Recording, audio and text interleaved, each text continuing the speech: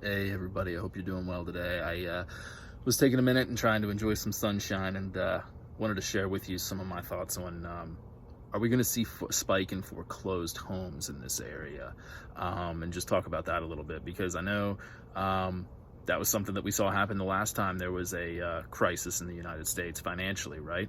So are we going to see that again? From the data that I trust and the things that I'm seeing and the things I'm studying, it does not look like it, and it's kind of simple to understand why.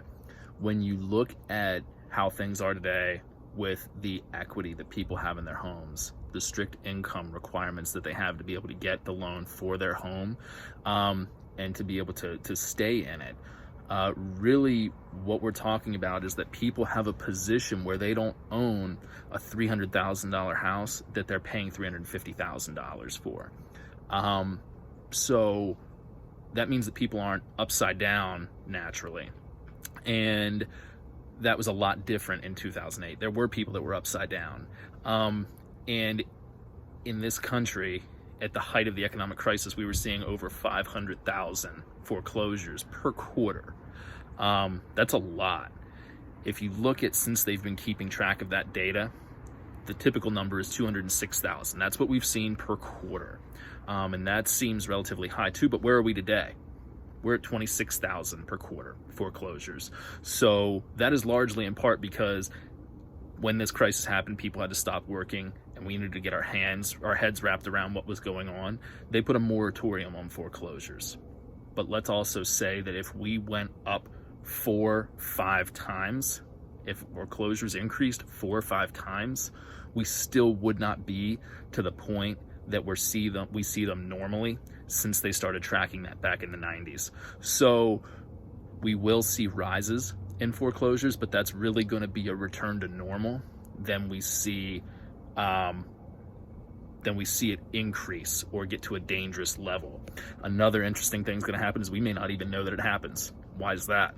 Because there's such demand in the marketplace, and the banks aren't going to be holding these properties that are upside down.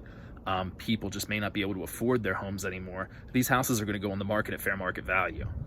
So the banks don't need to offload tons of inventory to be able to get upright like they did in 2008. These houses are going to hit the market probably at fair market value, and probably going to be just like Jane down the street that is selling her house and has 8 offers. All sorts of buyers looking to get in there so that families have a place to live. So it's just a lot different situation when we look at the way things are today versus how they were in 2008.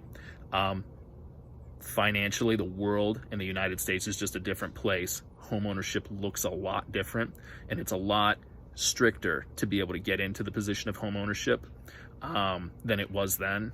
Things have been maintained and stayed healthier financially, and people have such a strong equity position across the board in their homes that we probably aren't going to see a wave of foreclosures, and we're not going to see the housing market crash or anything like that. Things will probably settle into some sort of new normal, but it probably won't be a real abrupt thing. Interest rates are projected to stay lower for a little bit. That doesn't mean they won't go up a little bit, but stay in the 2s and 3s for a little while. So it's still going to be a really healthy year through 2021. And any rise that we see in foreclosures is probably just going to be absorbed by the demand that's out there as people are looking to change their lives, change what they've got going on, and get into a new home that is going to fit what their family needs today. If you have information that's different, I would love to hear it. Please reach out to me, because I always like to consider all the information that's out there. I'm learning too. And I try to learn something new every day. So please don't hesitate to reach out to me if you want to talk about it. If you have any questions or different points of view, I'd love to hear it. I hope you have a really good day. Hope you stay safe. Hope you stay healthy. Take care and try to enjoy the sunshine. See you later. Bye.